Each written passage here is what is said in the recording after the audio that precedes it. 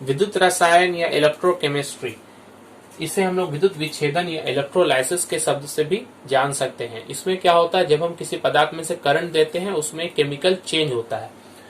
तो हम पहले इसको इस तरह से पढ़ ले कि करंट जब किसी चीज में जाता है तो उसे क्या कहते हैं, उसे हम लोग विद्युत चालक कहते हैं। तो विद्युत चालक जो है ये दो टाइप के कंडक्टर, दो टाइप के हो सकते हैं। एक धातु चालक जैसे कि तांबे का तार या एल्युमिनियम तार, जिसमें करंट हम लोग नॉर्मल जानते हैं, वो सब क्या धातु चालक है।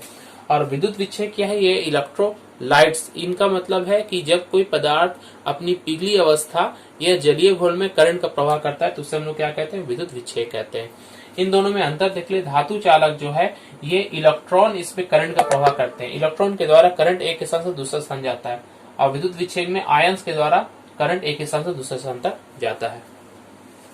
विद्युत विच्छेद या इलेक्ट्रोलाइट की परिभाषा, वह पदार्थ जिनके जलीय घोल या पिघली अवस्था में, देखिए ये तरल अवस्था में ही रहेगा तब इसमें से करंट का प्रवाह होगा, ठोस अवस्था में कभी भी नहीं होगा। जलीय घोल या पिघली अवस्था से विद्युत प्रवाह हो सकता है, करंट का प्रवाह हो सकता है, और करंट के प्रवाह होने के बाद विद्युत प्रवाह के फलस्वरूप इनमें रासायनिक परिवर्तन होता है। रासायनिक परिवर्तन कहने का मतलब है ये अणु जो है आयनों में टूट जाते हैं या आयनों में टूट जाता है। तो इस तरह के पदार्थ को हम लोग क्या कहेंगे, विद्युत विच्छेद कहेंगे। तो गौर क्या करना है, विद्युत विच्छेद की अवस्था क्या है, जलीय घोल या पिघली अवस्था, मतलब तरल अवस्था में ही ये कार्य करता है, ठोस अवस्था में विद्युत का प्रवाह इसमें नहीं होगा। और विद्युत का प्रवाह होने से क्या होता है, इसमें एक रासायनिक परिवर्तन होता है जिससे कि इसके आयन टूट जाते हैं। तो ये विद्युत विच्छेद का कुछ उदाहरण क्या है, तो सोडियम क्लोराइड सबसे पहला उदाहरण जो हमारे दिमाग में आता है, सोडियम क्लोराइड। ठोस अवस्था में ये करंट का प्रवाह नहीं करता, तो ठोस अगर हम NaCl लेंगे, साधारण नमक लेंगे, तो विद्युत विच्छेद नहीं है। लेकिन साधारण नमक का जब जलीय घोल हम कहेंगे या पिघली अवस्था कहेंगे तब जाकर वो विद्युत विच्छेद कहलाएगा। तो अगर हमसे विद्युत विच्छेद का उदाहरण पूछे तो हम कहेंगे NaCl का जलीय घोल या NaCl की पिघली अवस्था। इसके अलावा जितने भी अम्ल है या लवण है या जल है, जैसे अम्ल H2SO4, इसका जलीय घोल ले लें, या HCl या सोडियम हाइड्रोक्साइड, ये क्षार है। तो जितने अम्ल होते हैं, क्षार होते हैं और लवण होते हैं, इन सब का जलीय घोल जो है ये विद्युत विच्छेद होता है। अगर क्वेश्चन हमसे पूछा जाए कि क्या चीनी का घोल विद्युत विच्छेद है, तो नहीं, चीनी एक सह संयोजी यौगिक है, वो जल में घुलने पर आयनों में नहीं टूटती है, इसलिए वो एक विद्युत संयोजी यौगिक नहीं है। तो विद्युत संयोजी यौगिक किसे कह रहे हैं, जितने भी आयनिक यौगिक हैं जो आयन बन सकते हैं, यानी कि विद्युत संयोजी जो हम लोगों ने पढ़ा, विद्युत संयोजी यौगिकों को हम लोग क्या कहते हैं, इलेक्ट्रोलाइट्स कहते हैं। एग्जांपल्स आपके सामने। क्या पारा या मरकरी विद्युत विच्छेद है? नहीं, पारा विद्युत विच्छेद नहीं है। पारा एक तरल धातु है जिसमें करंट का प्रवाह हो सकता है, किंतु करंट का प्रवाह होने से इसमें कोई रासायनिक परिवर्तन नहीं होता है, ये कोई आयंस में नहीं टूटता, ये सिर्फ पारा ही बना रहता है। चूंकि इसमें रासायनिक परिवर्तन नहीं हो रहा है तो इसे हम लोग एक धात्विक चालक कह सकते हैं, कंडक्टर कह सकते हैं, मगर विद्युत विच्छेद हम नहीं कहेंगे। विद्युत विच्छेद या इलेक्ट्रोलाइट्स ये कितने टाइप के हो सकते हैं, तो जब हम इलेक्ट्रोलाइट्स की तुलना करते हैं, टाइप्स देखते हैं, तो हमें एक चीज ध्यान रखना होता है कि ये जल में घुलकर जो आयन बनाते हैं, तो जितने ज्यादा आयन बनाएंगे तो उसे हम लोग कहेंगे स्ट्रॉन्ग या प्रबल विद्युत विच्छेद, स्ट्रॉन्ग इलेक्ट्रोलाइट्स। और जब वो कम आयन बनाएंगे तुलनात्मक, तो उसे हम क्या कहेंगे, दुर्बल विद्युत विच्छेद कहेंगे। तो जितने भी हमारे पास जो इनऑर्गेनिक एसिड्स हैं या सॉल्ट्स हैं वो सब प्रबल कहलाते हैं, जैसे NaCl का जलीय घोल, H2SO4, HCl और NaOH, ये सब जो है प्रबल विद्युत विच्छेद, क्योंकि जब ये जल में घुलते हैं तो अधिक परिमाण में आयन को बनाते हैं। अब दुर्बल विद्युत विच्छेद क्या है, जैसे एसिटिक एसिड, जो एसिड्स जो वीक होते हैं, जिनमें कम पावर कहलाता है, एसिटिक एसिड, अमोनियम हाइड्रोक्साइड, जल, ये सब क्या है, दुर्बल विद्युत विच्छेद। जल के बारे में गौर करेंगे, जल जो है ये शुद्ध अवस्था में देखा जाए तो विद्युत का सुप्रभावी नहीं होता, इसमें करंट बहुत कम जाता है या ना के बराबर जाता है, तो ये आयनों में भी कम टूटता है, इसलिए इसे दुर्बल विद्युत विच्छेद कहेंगे। तो हमारे पास विद्युत विच्छेद को हमने दो श्रेणी में बांटा है, प्रबल और दुर्बल। अगर इस दुर्बल विद्युत विच्छेद को हमें ज्यादा स्ट्रांग बनाना, जैसे कि जल को अगर हमें एक अच्छा इलेक्ट्रोलाइट बनाना तो हम क्या करेंगे, इनमें से कुछ भी एसिड या नमक का कुछ बूंदे एसिड की अगर इसमें डाल दे तो ये बहुत अच्छा विद्युत विच्छेद बन सकता है। विद्युत विच्छेदन या इलेक्ट्रोलाइसिस की क्रिया जिस बर्तन में की जाती है उसे हम लोग वोल्टामीटर कहते हैं, वोल्टामीटर। ध्यान देंगे वोल्ट मीटर नहीं, वोल्ट मीटर से हम लोग विभव मापते हैं, मगर यहाँ वोल्टा मीटर है।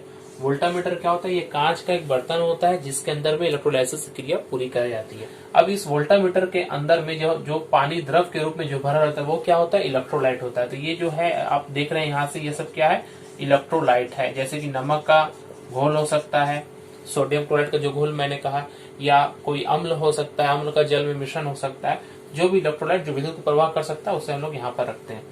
अब इस इलेक्ट्रोलाइट में दो धातु के या सुचालक पदार्थ के जो मेटेरियल्स होते हैं, मेटल्स होते हैं, वो लगे रहते हैं। वो वायर्स के द्वारा एक बैटरी के प्लस से और एक बैटरी के नेगेटिव टर्मिनल से जुड़े रहते हैं। जो बैटरी के पॉजिटिव टर्मिनल से जुड़े रहते हैं उसे हम लोग क्या कहते हैं? एनोड कहते हैं, या हिंदी में कहेंगे धनोद। और जो नेगेटिव टर्मिनल से जुड़े हुए हैं इसे हम लोग क्या कहते हैं? कैथोड कहते हैं। एनोड और कैथोड को एक साथ अगर मिला दे तो हम इसे कहते हैं इलेक्ट्रोड्स। तो कितने इलेक्ट्रोड्स होते हैं? 2 इलेक्ट्रोड्स होते हैं। जो बैटरी के पॉजिटिव टर्मिनल से प्लस से जुड़ा होता है उसे हम लोग कहते हैं एनोड, और जो बैटरी के नेगेटिव टर्मिनल से जुड़ा होता है उसे हम लोग कहते हैं कैथोड। तो हमारे पास 2 इलेक्ट्रोड्स हो गए। एनोड में देखिए, एनोड के द्वारा प्लस टर्मिनल से करंट आता है, ये करंट आ रहा है। करंट आकर यहां से होते हुए वापस इसके द्वारा चला जाता है। तो अगर हमसे क्वेश्चन आया कि किस इलेक्ट्रोड से इलेक्ट्रोलाइट में करंट प्रवाह करता है, तो किस इलेक्ट्रोड से प्रवाह करता है? एनोड के द्वारा आता है, प्रवेश करता है। प्रवेश करता है किससे? एनोड से। और बाहर निकलता है इलेक्ट्रोलाइट से किसके द्वारा? कैथोड के द्वारा बाहर निकलता है। हमसे ये कहा जाए कि वोल्टामीटर के अंदर करंट का प्रवाह किस इलेक्ट्रोड से किस इलेक्ट्रोड की ओर होता है? तो एनोड से कैथोड की तरफ होता है। बाहर में कैथोड से एनोड की तरफ होता है। भीतर में एनोड से कैथोड और बाहर में कैथोड से एनोड। इलेक्ट्रोलाइसिस ऑफ वाटर, जल का विद्युत विच्छेदन। जल एक दुर्बल विद्युत विच्छेद है, इसका विद्युत विच्छेदन अच्छे से नहीं हो सकता है, इसलिए हम यहाँ पर कुछ बूंदे अम्ल मिलाते हैं। अम्ल जैसे कि अगर H2SO4 अगर हम इसमें मिला दें या HCl की कुछ बूंदे मिला दें तो ये बहुत अच्छा विद्युत विच्छेद हो जाएगा। ये क्वेश्चन हमारे पास आता है कि जल के विद्युत विच्छेदन के समय अम्ल की कुछ बूंदे क्यों डाली जाती है? तो जल एक दुर्बल विद्युत विच्छेद है, ये आयनों में कम टूटता है। जब हम इसमें कुछ अम्ल डाल देते हैं, कुछ बूंदे अम्ल डाल देते हैं, तो ये आयनों में विभक्त होने की क्षमता इसकी बहुत अधिक बढ़ जाती है और विद्युत का प्रभाव भी इसमें बढ़ जाता है। जब हम इसमें H2SO4 डाल देते हैं तो ये जो जल है H2O ये टूट जाता है H+ और OH- में, और H2SO4 जो है ये तो टूटेगा ही। ये किस में टूटेगा? H+, 2 H है यहाँ पर 2 हो जाएगा, और SO4- 2 चार्ज है यहाँ पर, SO4- 2। तो इस तरह के आयन जब हम लोग विद्युत विच्छेदन करते हैं जल का, तो हमारे पास इस तरह के कुल 3 प्रकार के आयन होते हैं। ये H+ तो एक हुआ, OH- और SO4- 2। एक धनायन एक ही प्रकार का है H+, और ऋणायन 2 प्रकार के OH- और SO4-। हम देखते हैं ये पूरी प्रक्रिया होती कैसे। तो हम इस तरह से वोल्टामीटर लेते हैं, और यहाँ पर जो एनोड और कैथोड जो है वो मैंने कहा कोई भी धातु या सुचालक पदार्थ का हम लोग ले सकते हैं। तो यहाँ पर जल के लिए हम लोग प्लेटिनम का लेते हैं, तो ये प्लेटिनम इलेक्ट्रोड्स होते हैं। जल के लिए इलेक्ट्रोड्स किस चीज का बना होता है? प्लेटिनम मेटेरियल्स का, प्लेटिनम Pt। और इलेक्ट्रोलाइट क्या है? यहाँ पर विद्युत विच्छेद क्या है? जल का अम्लीय घोल, जल का अम्लीय घोल। तो ये होती है कैसे प्रक्रिया? तो हम लोग देखते हैं इसके अंदर में H+ है, OH- और SO4 है। तो H+ जो है ये पॉजिटिव आयन होने के कारण ये किधर जाएगा? ये कैथोड की तरफ जाने लगेगा। तो कैथोड पे क्या होता है? H+ आयन जाकर कैथोड से एक इलेक्ट्रॉन ग्रहण कर लेगा। एक इलेक्ट्रॉन जब वहां से ले लेगा तो इलेक्ट्रॉन लेने पर इसमें इलेक्ट्रॉन की कमी थी तभी तो इसमें प्लस चार्ज था, तो ये H एटम बनेगा। और इस तरह के जो 2 H एटम आपस में मिलेंगे तो वो क्या बनाएंगे? हाइड्रोजन गैस बनाएंगे। तो हम देखते हैं कैथोड से कौन सी गैस निकलती है? हाइड्रोजन गैस निकलती है। कैथोड से निकलने वाली गैस का नाम क्या है? Hydrogen gas. ठीक इसी तरह से एनोड पे क्या हो रहा है जरा देख ले। एनोड की तरफ, एनोड चूंकि पॉजिटिव चार्ज है, ये पॉजिटिव है, यहाँ पर 2 नेगेटिव आयन आ सकते हैं, OH- और SO4-। मगर यहाँ पर OH- आयन की जो विद्युत ऋणात्मकता SO4 की तुलना में अधिक है, तो इसलिए ये पहले आता है और इसी की क्रिया होती है। तो OH- आयन जो है ये इसके पास इलेक्ट्रॉन एक अधिक है, तो ये एक इलेक्ट्रॉन एनोड को यहाँ पर दे देगा। मतलब इलेक्ट्रॉन लूज करेगा, तो ये बनेगा OH, एक मूलक बनेगा नेगेटिव, पॉजिटिव नेगेटिव से इसका चार्ज नल हो गया, 0 हो गया। अब इस तरह के OH बनते बनते 4 OH जब आपस में मिल जाएंगे 4 OH, तो अब क्या बनेगा देखें 2H2O और O2, जल बना, जल वापस यहाँ पर मिल गया, और ये जो O2 बना ऑक्सीजन गैस, ये गैस के रूप में बाहर निकलेगा। तो हमारे पास क्वेश्चन आता है कि जल के विद्युत विच्छेदन में कैथोड और एनोड पर होने वाली क्रियाएं लिखिए। तो कैथोड पर क्या प्रक्रिया हो रही है, देखिए H+ से एक इलेक्ट्रॉन लेकर H बन रहा है और 2H मिलकर H2 गैस बन रहा है। और एनोड पर क्या हो रहा है, OH- जो है वो एक इलेक्ट्रॉन त्याग कर छोड़कर OH मूलक बन रहा है, और इस तरह के 4 OH मूलक आपस मिलकर 2 अणु जल और 1 अणु ऑक्सीजन बनाते हैं। तो हम क्या देखते हैं, कैथोड पर हाइड्रोजन गैस उत्पन्न हो रही है और एनोड पर क्या उत्पन्न हो रही है, ऑक्सीजन गैस उत्पन्न हो रही है। अब यहाँ पर देखिए, यहाँ इलेक्ट्रॉन जो है कैथोड पर क्या हुआ है, एक इलेक्ट्रॉन ये ग्रहण किया है। तो इलेक्ट्रॉन ग्रहण करना क्या होता है, अवकरण होता है। तो कैथोड पर किस तरह की क्रिया होती है, अवकरण की क्रिया होती है। और एनोड पर कौन सी क्रिया होती है, ऑक्सीकरण होता है, और कैथोड पर हमेशा अवकरण होता है। इसके अलावा और कुछ इंपॉर्टेंट पॉइंट्स हैं कि एनोड और कैथोड पर जो गैस उत्पन्न हो रही है, उन गैसों का अनुपात क्या होगा। तो हम जानते हैं जल से H2O में हाइड्रोजन कितना है, 2, और ऑक्सीजन कितना है, 1। वॉल्यूम के हिसाब से अगर देखा जाए तो 1 की तुलना में यहाँ पर 2 है, तो हाइड्रोजन जो है ये डबल उत्पन्न होता है। इसलिए अगर हम देखेंगे कि कैथोड पर जो हाइड्रोजन गैस उत्पन्न हुआ था, इस पर उत्पन्न होने वाले गैसों का अनुपात इसकी तुलना में 2:1 होगा। इसको कैसे समझेंगे, अगर यहाँ पर मान लेते हैं वायर को, अगर हम इस सेटअप को इस तरह से बनाएं, एनोड और कैथोड के ऊपर में 2 हमने गैस जार्स रख दिए हैं जिनका जो पानी से भरे हुए हैं। तो जब यहाँ से ऑक्सीजन गैस निकलेगी और हाइड्रोजन गैस, यहाँ से एनोड से ऑक्सीजन और कैथोड से हाइड्रोजन गैस निकलेंगी, तो ये बुलबुले के रूप में ऊपर में जाकर जमा होते रहेंगी। क्योंकि हम जानते हैं कि जल जब हाइड्रोजन ऑक्सीजन गैस बनाता है तो हाइड्रोजन का अनुपात अधिक होता है, तो 2:1 का अनुपात होता है। तो हाइड्रोजन में ज्यादा, यहाँ पर इस गैस जार में हाइड्रोजन जो है ये अधिक जमा होगा और ऑक्सीजन कम होगा। इसलिए इस देखिए इसका पानी ज्यादा गिर गया है, ये गैप ज्यादा है। तो गैप ज्यादा होने का मतलब यहाँ पर गैस ज्यादा भरा हुआ है। तो ये हाइड्रोजन गैस है और ये थोड़ा परिमाण में, उसके हाफ परिमाण में यहाँ ऑक्सीजन गैस है। तो कैथोड और एनोड पर उत्पन्न होने वाली गैसों का अनुपात क्या है, 2:1। विद्युत विच्छेदन में किस ऊर्जा का रूपांतरण किस ऊर्जा में होता है। तो विद्युत विच्छेदन में जब हम देखते हैं कि विद्युत विच्छेदन में हम करंट देते हैं, तो करंट देने के बाद में केमिकल एनर्जी में होता था कि वो आयनों में टूटता है। तो यहाँ पर अगर क्वेश्चन आंसर है क्या होगा, इलेक्ट्रिक या विद्युत ऊर्जा का रूपांतरण किसमें हो रहा है, रासायनिक ऊर्जा, केमिकल एनर्जी में हो रहा है। सेकंड क्वेश्चन, विद्युत विच्छेदन की क्रिया में किस प्रकार की धारा का प्रयोग किया जाता है। धारा कहने का मतलब है 2 प्रकार की धारा होती है, एक है अल्टरनेटिंग करंट, एक है डायरेक्ट करंट। तो यहाँ पर डायरेक्ट करंट, डीसी करंट का प्रयोग किया जाता है। डायरेक्ट करंट, ये डायरेक्ट करंट हमें कहां से मिलती है, हमें बैटरी से मिलती है।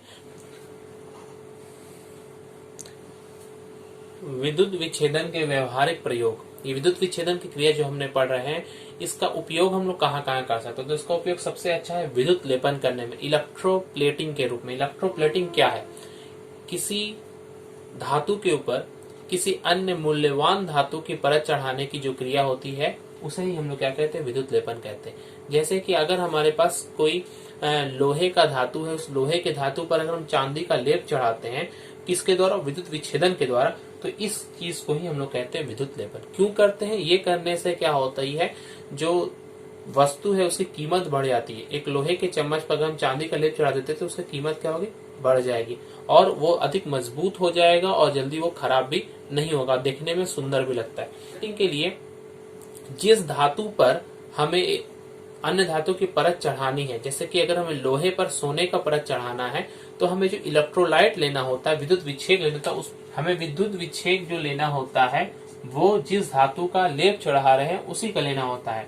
तो जिस धातु का लेप होता है, जिस धातु का लेप चढ़ाना है, उसका जलीय यौगिक या उसके जलीय घोल हम लोग विद्युत विच्छेद के रूप में लेते हैं। जैसे अगर चांदी का लेप चढ़ाना है तो चांदी का एक कोई लवण, उसका घोल हम लोग विद्युत विच्छेद के रूप में लेंगे।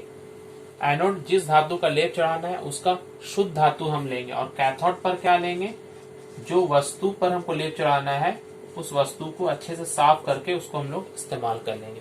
तो यहाँ पर देख रहे हैं 3 चीज को याद रखना है। विद्युत विच्छेद क्या है, जिस धातु का लेप चढ़ाना है उसी का कोई एक लवण को हम लोग विद्युत विच्छेद के रूप में इस्तेमाल करते हैं। और एनोड क्या है, एनोड जिस धातु का लेप चढ़ाना है, अगर हम सोने का लेप चढ़ाना है एक लोहे पर तो सोना को हम लोग, शुद्ध सोने को हम लोग एनोड के रूप में लेते हैं, और कैथोड पर उस वस्तु को हम लोग झुलाकर, चाहे चम्मच है जो भी हो, कैथोड उस पर उसी का बनाकर रख देते हैं। तो एक एग्जांपल देखेंगे, हम लोग सोने का अगर लेप चढ़ाना है तो हमें क्या क्या विद्युत विच्छेद, क्या एनोड और क्या कैथोड लेना होगा। गोल्ड प्लेटिंग के लिए विद्युत विच्छेद क्या होगा, गोल्ड का एक सॉल्ट होगा तो उसे हम लोग salt, potassium Auro cyanide, Auro का मतलब होता है गोल्ड, फॉर्मूला क्या है पोटेशियम ऑरो साइनाइड का, KAuCN2। एनोड क्या लेंगे, गोल्ड का प्ले हमको लेप चढ़ाना तो गोल्ड को ही हम लोग लेंगे, प्योर गोल्ड। और कैथोड क्या लेंगे, जिस धातु पर चढ़ाना, अगर लोहे पर चढ़ाना है, लोहे की चम्मच हम मान लेते हैं तो लोहे की चम्मच, ये हमारा कैथोड हो गया। अब अगर गोल्ड की जगह में हमें सिल्वर चढ़ाना है, चांदी चढ़ाना है, तो हम सॉल्ट क्या लेंगे, पोटेशियम ऑरो की जगह में यहाँ पर अर्जेंटो हो जाएगा, potassium अर्जेंटो cyanide.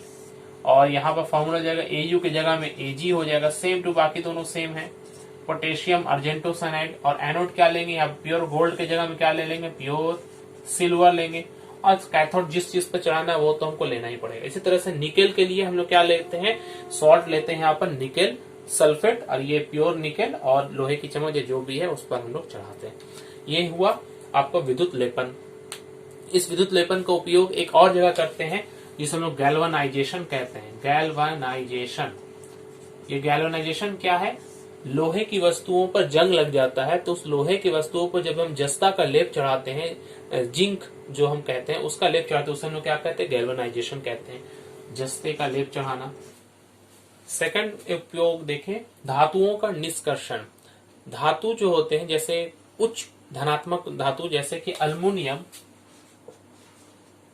Sodium, potassium, calcium, इस तरह के धातुओं को हम लोग इलेक्ट्रोलाइसिस या विद्युत लेपन के द्वारा इनके यौगिकों से हम बाहर निकाल सकते हैं। तो इन्हें इसलिए कहा जाता है इलेक्ट्रोलाइटिक एक्सट्रैक्शन ऑफ मेटल्स, धातुओं का निष्कर्षण।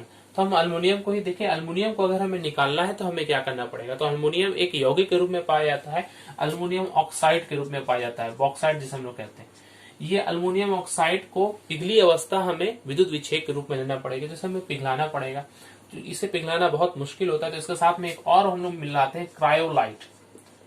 क्रायोलाइट, इसका फॉर्मूला क्या है, ये फॉर्मूला है क्रायोलाइट का। तो क्रायोलाइट के मिला देने से ये बहुत आसानी से पिघलता है। तो जब धातुओं का निष्कर्षण करते हैं अल्युमिनियम का, तो अल्युमिनियम के लिए हम लोग इलेक्ट्रोलाइट क्या लेते हैं उस समय, अल्युमिनियम ऑक्साइड प्लस क्रायोलाइट का मिश्रण। एनोड हम लेंगे कार्बन रॉड के रूप में, अगर इसे कहे ग्रेफाइट तो भूल नहीं है, ग्रेफाइट के रूप में कार्बन रॉड मतलब ग्रेफाइट ही होता है, जो पेंसिल के अंदर का नोक होता है वो भी ग्रेफाइट है। कैथोड क्या होगा, ये हम लोग गैस कार्बन के रूप में लेते हैं। ध्यान देंगे गैस कार्बन का मतलब ये गैसीय अवस्था में नहीं, ये ठोस अवस्था में। ये कैसे मिलता है, गैस कार्बन है क्या, तो गैस कार्बन जिस, अगर सिंपल हम कहें, कालिख जो होती है, जब हम किसी कोयले को या कोई पेट्रोलियम पदार्थ किसी बंद बर्तन में, यानी कि ऑक्सीजन की कमी में जब हम लोग उसे गर्म करते हैं तो उसमें पात्र की दीवारों में, बर्तन की दीवारों में क्या हो जाता है, वो कालिख के रूप में कुछ पाउडर के रूप में जमा हो जाता है जिसमें कि कार्बन डाइऑक्साइड गैस भरी होती है, तो उसे ही हम लोग गैस कार्बन कहते हैं। ये भी ठोस है, कालिख है। तो इसको, इन तीनों चीज का इस्तेमाल हम लोग कैसे करते हैं, तो एक हम लोग वोल्टामीटर लेंगे, ये हमारा मान लेते हैं वोल्टामीटर है।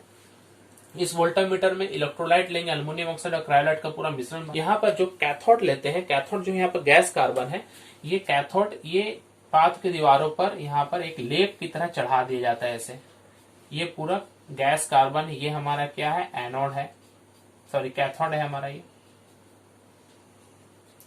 ये कैथोड हो गया, गैस कार्बन। और एनोड जो है कार्बन रॉड्स के रूप में, बहुत सारे रॉड हम यहाँ पर बीच में इस तरह से उसे रखते हैं, 2-3 जितने भी है, हमें जरूरत है तो हम यहाँ पर 2 ही का इस्तेमाल करें। ये चूंकि एनोड है और ये कैथोड, कैथोड का जो कनेक्शन होता है वो नेगेटिव टर्मिनल्स होता है और ये पॉजिटिव टर्मिनल्स होगा, ये नेगेटिव और ये पॉजिटिव। तो ये हमारा हो गया एनोड। जो कि कार्बन रॉड के रूप में, और कैथोड क्या है, गैस कार्बन के रूप में। अब जब हम यहाँ पर करंट देना शुरू करते हैं, करंट देने से यहाँ पर क्या होता है, ये अल्युमिनियम के जो आयन होते हैं यहाँ पर, ये अल्युमिनियम के आयन चूंकि पॉजिटिव चार्ज होते हैं, तो वो कहाँ जाएंगे, वो कैथोड की तरफ जाने लगेंगे। पॉजिटिव चार्ज हमेशा कैथोड की तरफ जाता है, तो यहाँ पर अल्युमिनियम आने लगेगा। अल्युमिनियम यहाँ पर आकर क्या होगा, ये पॉजिटिव, कितने पॉजिटिव है अल्युमिनियम में, कैथोड पर क्या हो रहा है देख लेते हैं। कैथोड पर अल्युमिनियम आयन आ रहे हैं। अल्युमिनियम में 3 इलेक्ट्रॉन्स होते हैं, वो क्या करेंगे, 3 इलेक्ट्रॉन ग्रहण करेंगे, मतलब इनका अवकरण हो रहा है। इलेक्ट्रॉन ग्रहण करने का मतलब क्या होता है, अवकरण होना। और 3 इलेक्ट्रॉन ग्रहण करके ये अल्युमिनियम एटम या परमाणु के रूप में बन जाएंगे। ये अल्युमिनियम यहाँ नीचे में पिघले हुए रूप में जमा होते रहेगा, और इसे हम लोग यहाँ से निकाल सकते हैं, जैसे पानी को निकाला जाता है नल के रूप में। ये चूंकि पिघला हुआ, इसे भी हम लोग आसानी से कुछ मेथड करके यहाँ से आराम से निकाल सकते हैं। और अल्युमिनियम के साथ साथ यहाँ और क्या है, ऑक्सीजन है। तो ऑक्सीजन नेगेटिव आयन है, तो नेगेटिव वो कहाँ जाएगा, एनोड की तरफ जाएगा। तो ये जो ऑक्सीजन है नेगेटिव आयन, -2 चार्ज, एक एक ऑक्सीजन आयन यहाँ पर आने के बाद में एनोड में इलेक्ट्रॉन को छोड़ेगा। 2 इलेक्ट्रॉन छोड़ने के बाद में पॉजिटिव आयन बनेगा, 2 ऑक्सीजन बनेगा, और ये ऑक्सीजन इसमें मिलकर कार्बन के साथ में मिलकर कार्बन डाइऑक्साइड गैस के रूप में बाहर निकलने लगेगा। तो इस तरह से देखते हैं पूरा प्रोसेस में अल्युमिनियम हमें कहां पर मिल रहा है, कैथोड पे हमें अल्युमिनियम मिल रहा है, और एनोड से हमें क्या मिल रही है, एनोड पर कार्बन डाइऑक्साइड गैस मिल रही है। ठीक है। धातुओं का शुद्धिकरण, कुछ कम क्रियाशील धातु, इसके पहले हमने क्या पढ़ा, धातुओं का निष्कर्षण पढ़ा था। निष्कर्षण में देखे थे अधिक क्रियाशील या अधिक विद्युत धनात्मक जो धातु है, जैसे अल्युमिनियम, सोडियम, पोटेशियम, उनका हम लोग विद्युत अपघटन या विद्युत विखंडन की सहायता से हम उसे किसी यौगिक से बाहर निकाल लेते हैं। अब हम जो पढ़ रहे हैं, जो यौगिक से बाहर निकल चुके हैं, उनको हम शुद्ध कैसे करेंगे, इस इलेक्ट्रोलाइसिस की क्रिया से, जिसे हम इलेक्ट्रो रिफाइनिंग कहते हैं। तो यहाँ पर कुछ जो पदार्थ है, Cu, Zn, अल्युमिनियम का भी हम लोग करते हैं, और लेड, इस तरह के जो धातु होते हैं, इनका शुद्धिकरण हम लोग विद्युत विच्छेदन की क्रिया से कर सकते हैं। तो हम कॉपर का शुद्धिकरण कैसे करते हैं वो देखते हैं। तो कॉपर का शुद्धिकरण करने के लिए इलेक्ट्रोलाइट लेते हैं, कॉपर का एक लवण क्यूप्रिक सल्फेट, और इसका अम्लीय घोल लेते हैं। अम्लीय घोल करने से ये बहुत अच्छा विद्युत विच्छेदक बन जाएगा, जिससे कि आयनों की मात्रा बहुत अधिक होगी। एनोड के रूप में क्या लेते हैं, अशुद्ध तांबे का रॉड, जिसे शुद्ध करना है हमें, जिस तांबे को, उसको हम लोग अशुद्ध तांबे का रॉड लेते हैं। और कैथोड क्या लेते हैं, शुद्ध तांबे का छड़ लेते हैं, जो शुद्ध है उससे लेते हैं। और एक चीज गौर करेंगे, ये कैथोड जो है, इसे हम थोड़ा, जो शुद्ध तांबे का छड़ है, इसे हम थोड़ा पतला लेते हैं, और एनोड को थोड़ा हम लोग मोटा लेते हैं। ये इलेक्ट्रोलाइसिस का क्रिया को आप देखें, कैथोड में हम लोग क्या लिए हैं, प्योर कॉपर लिए हैं, और एनोड पर हम लोग इम्प्योर कॉपर लिए, जिसे हमें शुद्ध करना है, इसे हमें शुद्ध करना है, और ये हमारा शुद्ध पहले से है। इसे हम लोग बैटरी के नेगेटिव टर्मिनल से जोड़ते हैं ताकि ये कैथोड हो गया, और ये पॉजिटिव टर्मिनल से हमने जोड़ा ताकि ये एनोड हो गया, और बीच में एक इलेक्ट्रोलाइट सॉल्यूशन CuSO4 का अम्लीय घोल लिया है। तो ये एनोड में बहुत सारी अशुद्धियां हैं, उन अशुद्धियों में कॉपर जो है वो यहाँ से निकलने लगेगा, Cu+2 आयन बाहर निकलेगा। कहाँ पर निकलेगा, ये घोल में आएगा। ये घोल में आने के बाद देखिए एनोड पर क्या हो रहा है, ये 2 इलेक्ट्रॉन छोड़कर कॉपर आयन बन रहा है, ये घोल में आ रहा है। ये घोल से अब कहां पर जाएगा, 2 इलेक्ट्रॉन लेने के लिए कहां चला जाएगा, कैथोड पर चला जाएगा। तो कैथोड पर ये Cu आकर जमा होने लगेगा। तो कैथोड तो पहले से ही कॉपर है, प्योर है, उस पर और कॉपर का परत चढ़ने लगेगा, तो ये थोड़ा मोटा होने लगेगा। तो आप देखेंगे ये साइज में थोड़ा मोटा हो जाएगा, और ये चूंकि यहाँ से कॉपर निकल रहा है, ये साइज में थोड़ा पतला हो जाएगा। ठीक है, समझ में योग्य बात है कि कॉपर के साथ साथ यहाँ और भी तो कुछ धातु हैं, या और भी कोई अशुद्धियां हैं। कुछ पदार्थ इस घोल में घुलनशील हो जा रही है, और जो नहीं घुल पा रही है वो यहाँ पर नीचे में आके एनोड के, कैथोड के पास में आके जमा हो जाएगी, जिसे हम लोग एनोड मड कहते हैं, या मिट्टी के जैसे ये नीचे जमा हो जाएगी। तो ये क्या है, एनोड मड। तो एनोड मड क्या है, तो किसी धातु के शुद्धिकरण के समय कैथोड के पास पात्र की पेंदी में जो अशुद्धियां अघुलनशील अशुद्धियां जो जमने लगती हैं, उसे हम लोग क्या कहते हैं, एनोड मड कहते हैं।